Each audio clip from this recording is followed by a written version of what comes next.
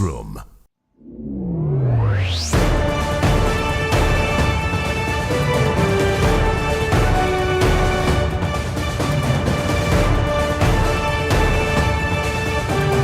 This is the newsroom for Thursday, March 13th, 2025. We're broadcasting to you on E1, SKARTV, NTN, and Tarzee TV in Bartica. In the headlines, the United States says it will stand shoulder to shoulder with Guyana on the border controversy with Venezuela. So we are standing with many other international partners, but I would point out we were the first to speak out. Guyana keen to access latest space technology from Spanish firm in a move that could transform the health sector as digital information and management system is being developed. And in sport, fierce battle on for title honors as National Schools Track and Field Championship winds down, and rain again dampens Harpy Eagles and Volcanoes clash at Providence.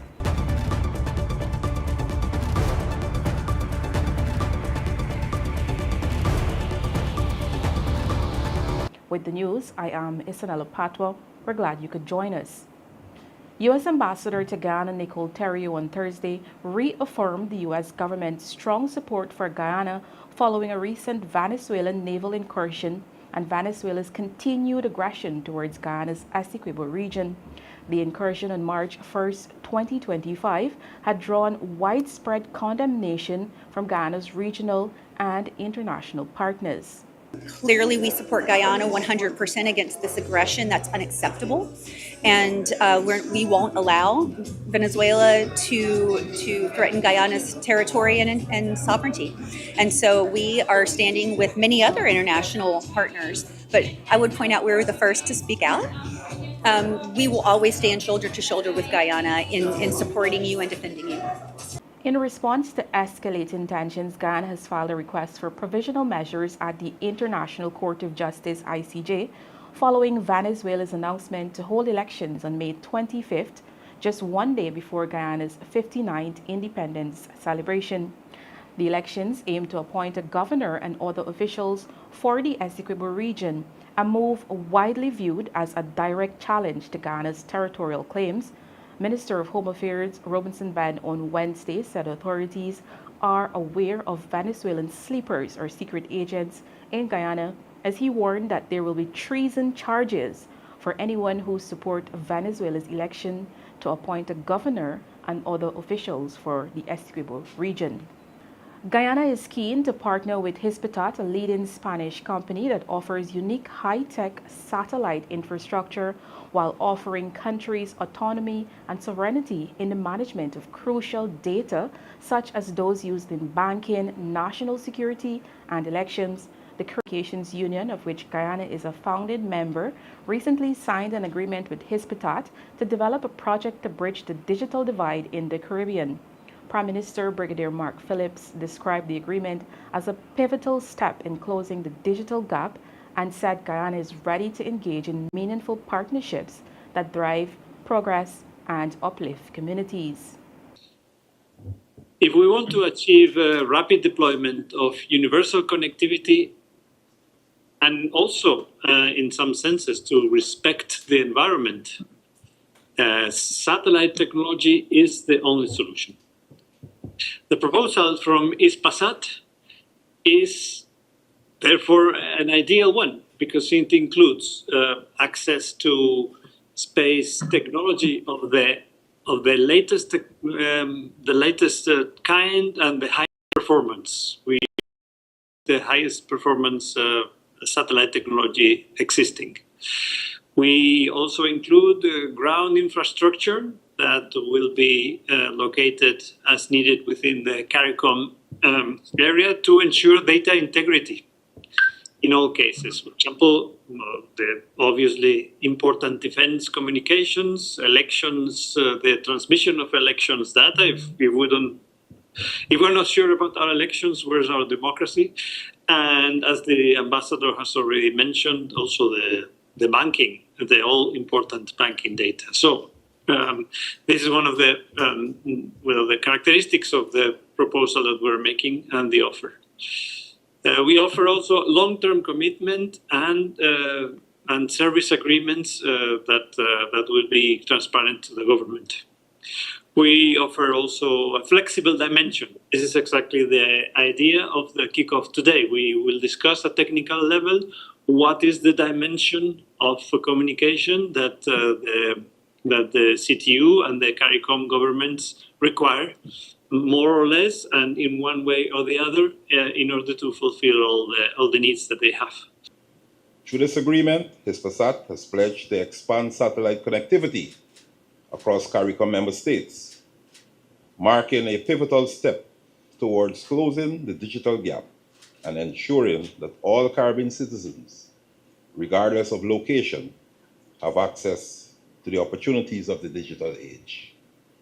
Both Hispasat and the CTU share a vision of leveraging satellite technology to empower communities, enhance economic opportunities, and foster greater digital inclusion across the region. The launch of Project Condosat CARISAT builds upon these commitments, strengthening our collective efforts to create a more connected and technologically advanced Caribbean. As we embark on this journey, Guyana stands ready to engage in meaningful partnerships that drive progress and uplift communities through innovation and connectivity. This technology will really allow Guyana and CARICOM to participate in satellite technology, sort of the latest state-of-the-art that is there. And what I would like to stress is that this will provide them with sovereignty of your own digital connection. And we all know that in these convulsive times, that has become more important than ever. Sovereign satellite, and you've heard this term, sovereign satellite. These provide countries with several key advantages, spanning from security, economic, and strategic domains. Certainly the issue of enhanced national security, not having to rely on private commercial agreements for critical matters of national security. It gives a country and it gives CARICOM independence and sovereignty. It increases our sovereignty and independence. It gives us control of our data, and it gives us strategic autonomy. It will certainly provide us with improved communication infrastructure, so it will supplement what we have now in terms of submarine cables and terrestrial fiber that provide us with high-speed internet connectivity. These applications, as I mentioned, along with national security, provide us with communications in the aftermath of a natural disaster. When the newsroom returns, we'll tell you about the development of a historic health information and management system.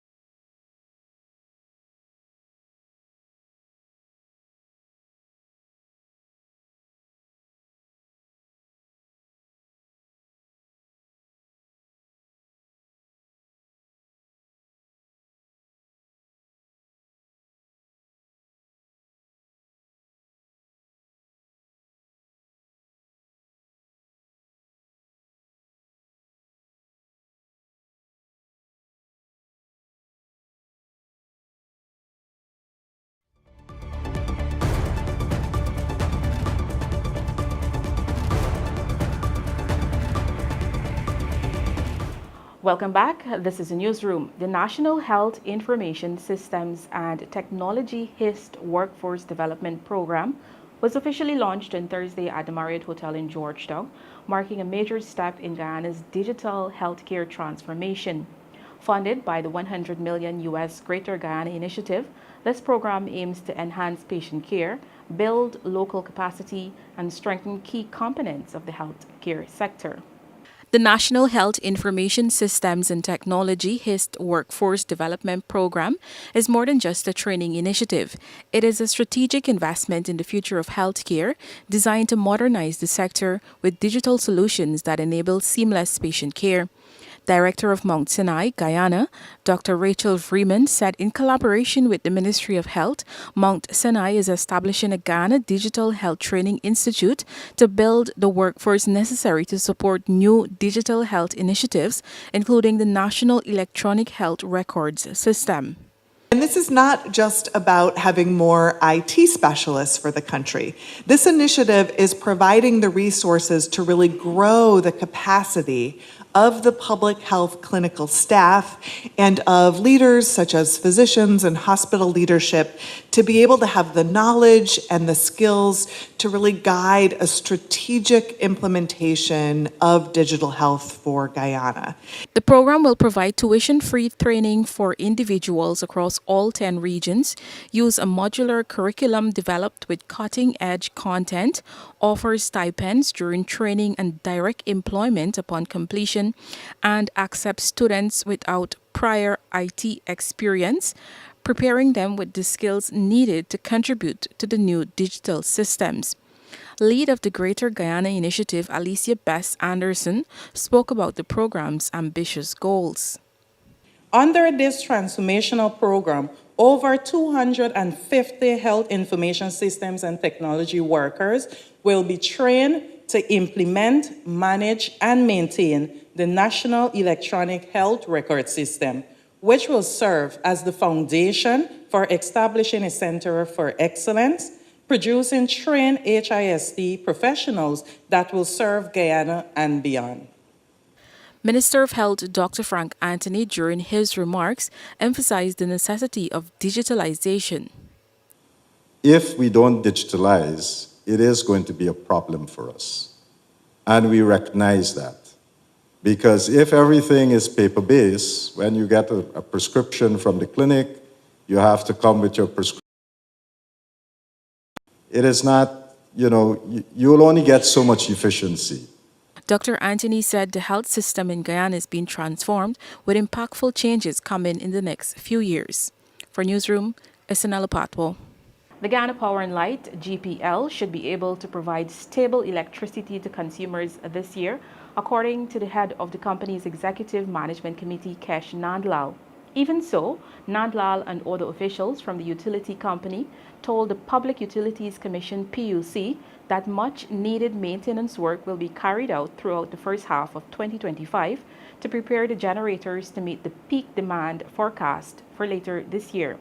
The PUC conducted a review of GPL's 2024 operating standards and performance targets on Thursday at the Herdmanston Lodge in Georgetown.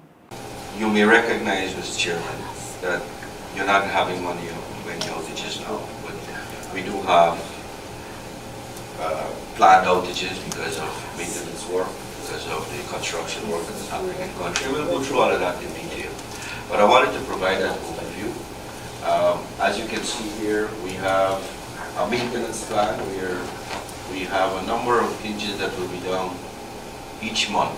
About 22 megawatts, 25 megawatts of generation will be done each month so that we can carry on that maintenance. Nevertheless, we have sufficient based on our demand. We have sufficient to maintain, and we have planned it out so that we maintain that 27 megawatts of reserve. So in 2025, our expectations are that we'll have a stable generating capacity to meet the demand as we expect. However, the challenge moves beyond generation, and as you will see, we have challenges in our infrastructure, including transmission and distribution, And to accommodate the development work that's occurring in the country, there's a lot of outages that are required, and we have experienced that in the past. And as the system is growing, and we will explain that as we go and what we're doing about it, we have to build out new networks and to accommodate the growth in this demand throughout the system. General Secretary of the People's Progressive Party Civic, PPPC, Dr. Bart Jagdeo on Thursday raised concerns about what he believes are disparaging remarks made about Guyanese who choose to leave the opposition People's National Congress reform. Jagdeo, who is also Guyana's vice president, addressed recent statements made by opposition leader Aubrey Norton. Jagdeo told reporters at a press conference that Mr. Norton's questionable statements include fictitious claim that the PNC has about 10,000 new members and that the supporters and party members who left the party are people who were bribed by the PPP. He also raised concerns about Mr. Norton's continued claims about a bloated voters list ahead of the 2025 general and regional elections. He's not bothered by, as I said before, he's not bothered by people leaving the party, but the reason they are leaving is, again, PPP bribing them because the PPP has a lot of money. Now, this is taking the fringe view that can come from the warped minds of some of the extremists and bringing it mainstream into the PNC. The view that people will only leave the PNC not because of his inept leadership, not because of their failure in government to fulfill their promises, not because of their lack of any vision or plan for the future, not because they are propagating a failed ideology of race, but because PPP is bribing them, as though former PNC members, and particularly Afro-Guyanese, don't have the capacity to make independent judgment. That is how disparaging a view he has of them. And this is something that is typical of the PNC. We own you regardless of what we have done. And we do. You have to vote for us, but we never take care of your concerns when we're in office. That is their motto. When the newsroom returns, the U.S. Embassy says election support a key priority in its program for Guyana.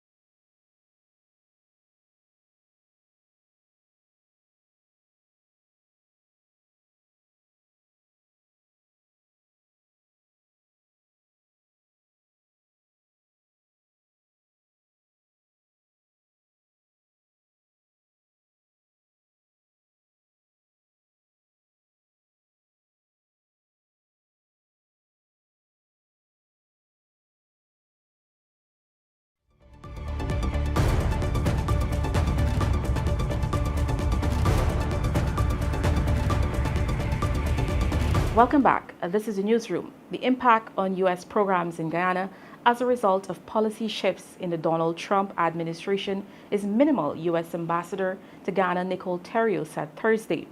The ambassador provided details on a program likely to be cut and one that is high priority. Guyana is actually classified as a high-income country, so you didn't have a lot of different programs happening here anyway. So the impact is actually quite minimal. And for the programs that we want to continue, we currently have waivers submitted, and we're hoping that those will be approved so we can recommence those programs. That was U.S. Ambassador Nicole Terrio, who emphasized that they would like to see all programs continue, but the Trump administration have asked to prioritize programs. One such program is related to Guyana's upcoming elections.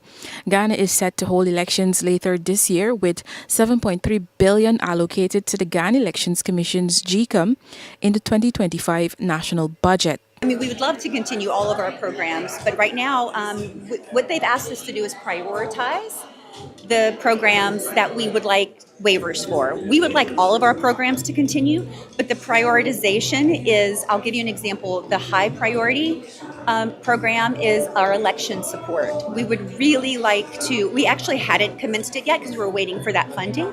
So we've requested that they give us, as quickly as possible, approval so that we can start that, because we want to give assistance to GCOM. We want to spin up an election observation mission, and we want to be as helpful as we can in Guyana's democracy. The ambassador further provided an example of a program that may not continue. I'll give you an example of one that may not continue. It's called CAPA. It's an agriculture project where we were helping to develop 3 different crops here in Guyana for export. So kind of value-added crops. One was West Indian cherries, one was coconut, and the other was turmeric. So I'm not sure. It was a very small project. I think it was only $1 to $2 million. But it's likely that that project won't continue. But of course, we have asked for exceptions. The Caribbean Agricultural Productivity Improvement Activity CAPA program was created under the USAID-funded Improving Economies for Stronger Communities program. The CAPA project was designed to improve efficiency and reliability in food production, empowering farmers to better nourish their families, communities, and nations.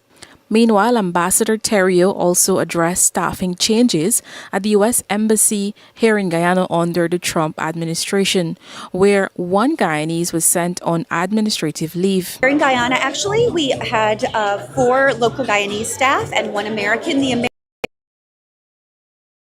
prior to the new administration in early January for his next assignment, but we did have 4 Guyanese staff, one of whom was on a contract, so she wasn't a direct hire employee of the embassy or of the U.S. government, and she was put on administrative leave, but our remaining 3 Guyanese staff are still fully employed, come to work every day. For Newsroom, Isanella Patwo.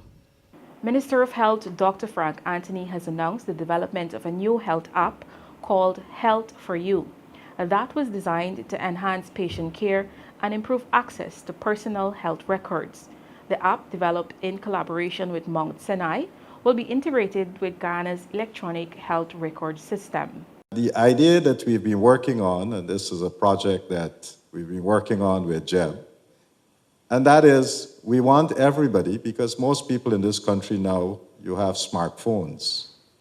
We want to make it a little bit smarter, so we want to give everybody an app.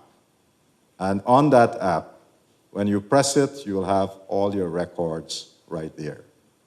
And it would also give you health information. So if you're worried about a condition, you'll be able to get that type of health information. When you're due for your clinics, we want to start sending you messages. So you know your clinic date is going to be up, you need to come in to talk to us and so forth. And eventually, we want you to use your app to make an appointment to come to see the doctor, so that you don't have to turn up and waste a lot of time. You must be able to make your appointment, you show up, and within a certain time, you're able to get to see the doctor, get your business transacted, and move on. That's the vision. And regardless of which clinic you go to, we should have all your records being integrated. So that's what we're working on. The International Monetary Fund, IMF, in a recent statement, praised the management of Ghana's economy, and Vice President Dr. Bart Jagdeo welcomed this, stating that the IMF is a technically competent body. The Vice President spoke about the IMF statement during his weekly press conference on Thursday at the People's Progressive Party civic headquarters at Freedom House in Georgetown. Now, the IMF sends down a huge team of economists. They spend several days. They go through all the agencies. They meet with people in the labor movement. As they said, the private sector, they met with Norton. I met with them and the Minister of Finance and the technical staff, and they do their own independent assessment, which goes to the board. And so, where it concerns framework for managing the economy, they've made it clear that the framework we are pursuing is a sustainable framework. They spoke about support for inclusive growth. They support our policy of giving periodic cash grants. We spoke about that. We spoke about the potential for overheating the economy in my engagements with them. This was a concern of theirs and ours too. And we demonstrated to them how, because of direct interventions, we have been able to temper the cost of living increases. That is why we have inflation rates close to those of the region or even lower than many regional countries, although we have expanded our economy and our capital budget has soared, which are potentially inflationary, but because of our direct interventions, we explained to the IMF, that's why the economy did not overheat so much. We had a long discussion on a lot of these issues, like, I mentioned before, removing the 50% excise tax from fuel to keep transportation rate constant, keeping the electricity rate constant, water rate constant, reforms that lower the cost of internet, mortgage rates came down, all of these things. When the newsroom returns, the financial, weather, and bridge reports along with sport. I'm Isnella Patwa. Thank you for joining and enjoy the holiday weekend.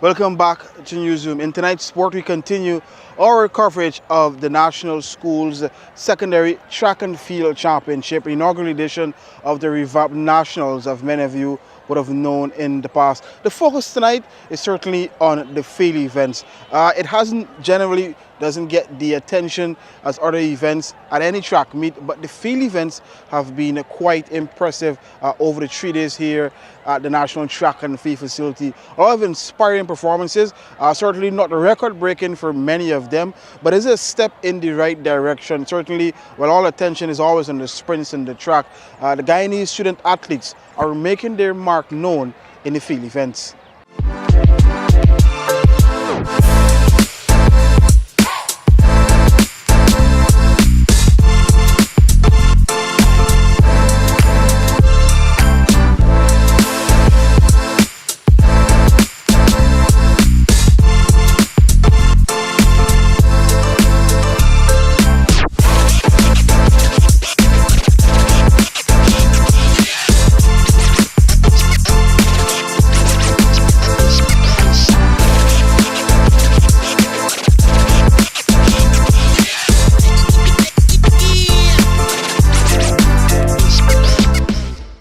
You saw there some field event action here at the National Championships. And apart from the field events, we want to move away again from the sprints. It's going to the middle distance races.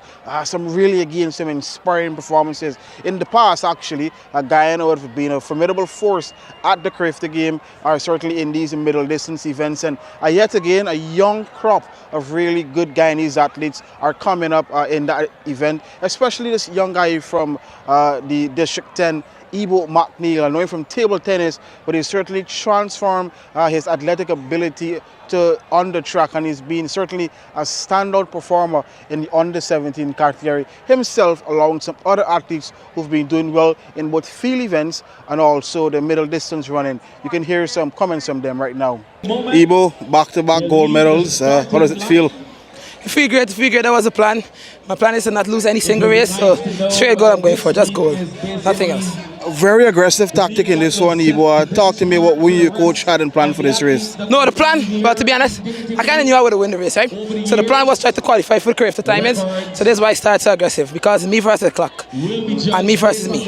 And what's going to make the, I guess, 3 from 3, the 800 is going to make that third goal for you? Yeah, the 800. That's my first event, but also going for the 4x4. So 4 goals. What a run by you. You seem to pace that one well. Give me some insights about your plan before you head into that race. Well, our plan was starting off easy, keeping a certain pace, not letting the first man get away. And on the last lap, I started making my move. Coming through 200, he had me, but at 150, I started pulling up my strike and I get it. Why you choose the 1500 and the distance races? Probably you would have loved to be in the 100s, the 200s, but you seem to love these distance races. Yeah, I love it because it makes me feel more relaxed. Tell us a little bit about the event that you took part in and the experience that you had today. It was great, but it was a little because of the rain, so still come out and win.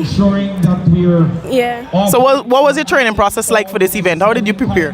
It was kind of off due into my CXC, but I still come out and do my best. What would you say to motivate young athletes? Train hard. International recognition will. So you've just won first place in your category. What is going through your mind right now? Honestly, I don't even know. I just put my mind to it and I just jumped. For the following events. What were some of your methods for preparing for this? Grade 7, 100 meters. I had to improve on my second stride, my second phase. Grade 7, 100 meters. First phase was good. First phase was always good, just my second phase. Gold, silver, just run through it. Archer, Lucas, do you have any advice for others who would be preparing for this role? High jump, girls on the 15. Just put your mind to it and just go to your phases and jump. Yeah, it has been exciting 3 days here. A lot of really promising signs. Not a lot of athletes would have actually probably gotten to the Carifta mark, but they still have the Athletic Association will have some trials later this month. But thus far, remember, the activity has turned into a school championship, and District 10 in their own way still continue to dominate. And Mackenzie High School certainly are the front runners to lift that title. There are other contenders such as President's College and another side from District 10 in Christiansburg, Wisma have also been a very dominant force across the board. If you were seen in some highlights coming up, that the 4x1s were certainly a terrific event on the second night of this championship, and there was a lot of good running. One thing that stood out, though, one must have to say, is that for District 10 schools, they certainly have mastered or been better than most teams in the aspect of the baton passing. So some teams had fast athletes, but they didn't have really good baton passes, and that would have reflected in the amount of podium finishes, gold medal finishes rather, that the District 10 schools would have had at these events.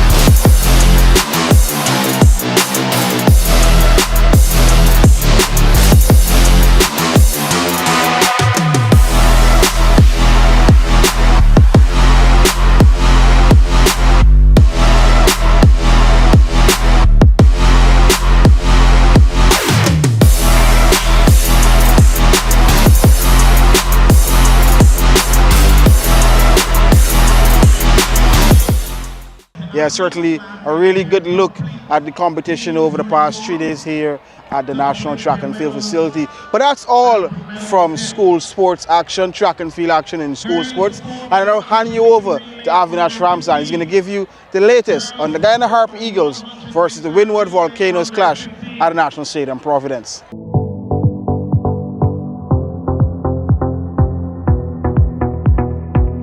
So the news from the National Stadium here at Providence on day 2 of the 5th round clash between the Guyana Harpy Eagles and the Windward Islands Volcanoes is that the Guyana Harpy Eagles, they closed on 159 for 3 from 42 overs in response to the Volcanoes 213. Now the Harpy Eagles were in early trouble at 74 for 3 with the loss of Matthew Nandu, the opener, for 8, Raymond Perez for 33 and Kevlin Anderson for 21. Before a partnership, an unbroken partnership between the skipper Tevin Imlak and Kimal Savory took them into that overnight score of 159 for 3. The partnership so far between Savory and Imlak worth 8-5 unbroken for the 4th wicket. Imlak is on 40 not out of 70 deliveries and Savory is nearing a half century. He is not out on 46 of 77 deliveries. They had some anxious moments, but they were able to really put their heads down and battled through that final session. A rain-affected game here, of course. The first day had lots of lost time, so too the second day, and that is something that is hampering now the Guyana Harpy Eagles as they look to maintain that top spot on the points table. Of course, they lead the point standing heading into this round by a mere 4 points over Trinidad and Tobago Red Force. Now, Trinidad and Tobago Red Force, they have won their game against the Barbados Pride, closing out that game in 2 days, winning by an innings and 56 runs. Now, the Harpy Eagles, they would have to come up trumps in the final 2 days, and they'd hope that the weather is better for the next 2 days and they can able to pull off an outright win. But the focus, as of now, the immediate focus on the start of day 3 would be to get first innings points, and they need to get 213. Remember, the Volcanoes, they started the day on 77 for 2, and then they progressed to 125 for 2 before Alec Atanez, the captain, he went for 39. And after that, it was really a procession of wickets. The spin trio of Gudakesh Moti, Versami Pramal and Kevin Sinclair, they combined for 9 wickets as the Volcanoes suffered a collapse. Jeremy Salazano, the opener, he made 83. And of course, 39 from Alec Atanez and 33 from Sunil Ambris. But for Guyana, Versami Pramal, 4 for 55, Gudakesh Moti, 3 for 44, and Kevin Sinclair, 2 for 54. Remember, of course, I mentioned that position with the points. Guyana Harpy Eagles, they have only had one fast bowling wicket in this match so far. Ronaldo Ali Mohammed picking up a solitary wicket in the first innings. So the position here on day 2 at stumps, the Guyana Harpy Eagles 159 for 3 in response to the Windward Islands Volcanoes 213. They trail by 54 runs, and of course, they look for better weather over the next 2 days to, of course, close out a victory and remain top of the point standings. That's the news for a moment. On behalf of the entire news and technical teams, of course, we want to thank you for watching. You can find updates on these and other stories on our website, newsroom.gy, and all social media platforms. On behalf of the entire news team, do have a great weekend. It's a holiday weekend. Be safe. See you back here on Monday.